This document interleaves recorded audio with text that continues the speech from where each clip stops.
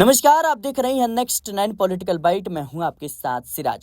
UP की सियासत में राजा भैया की भूमिका काफी अहम मानी जाती है। यही वो बड़ी वजह है कि चाहे वो भारतीय जनता पार्टी हो या फिर समाजवादी पार्टी, दोनों ही दल अपने अपने खेमे में यानी राजा भैया के समर्थन पाने की पूरी जद्दोजहद में जुटे होते हैं। लेकिन जिस तरीके से लोकसभा चुनाव के दौरान एनडीए का हिस्सा रही अनुप्रिया पटेल ने राजा भैया के खिलाफ बयान दिया, उसके बाद से भारतीय जनता पार्टी ने उनके खिलाफ कोई भी एक्शन नहीं लिया और ओपी राजभर ने भी इस बात का समर्थन किया। उसके बाद से देखा गया कि राजा भैया के समर्थक अब कहीं ना कहीं भारतीय जनता पार्टी से नाराज दिखे और इसका असर खुद लोकसभा चुनाव में देखने को भी मिला और भारतीय जनता पार्टी को इस बात का आभास हो गया है। अनुप्रिया पटेल के बयान के बाद से ही यूपी की सियासत में कई तरह की चीजें देखने को मिली। खासतौर पर राजा भैया के समर्थक इस बात का विरोध कर रहे थे कि आखिर राजा भैया के खिलाफ अनुप्रिया पटेल ने क्यों ऐसा बयान दिया। उसके बाद से उनके जो समर्थक हैं वो समाजवादी पार्टी के रैलियों और जनसभाओं में देखे जाते हैं। लेकिन अब समर्थन का सिलसिला यहीं नहीं थमने वाला।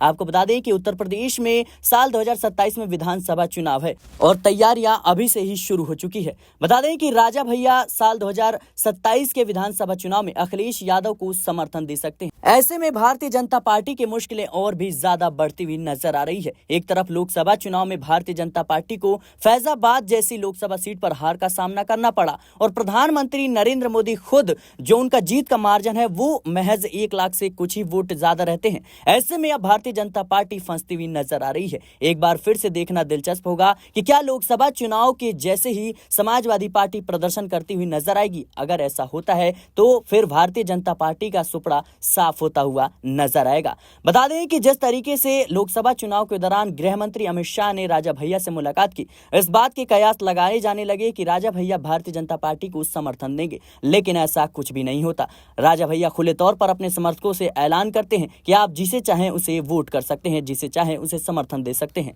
लेकिन अनुप्रिया पटेल के बयान के बाद से यूपी की सियासत में बड़े बदलाव देखने को मिले। फिलहाल के लिए इस रिपोर्ट में इतना ही। देश और दुनिया की तमाम खबरों के लिए बने रहे नेक्स्ट 9 पॉलिटिकल बाइट के साथ।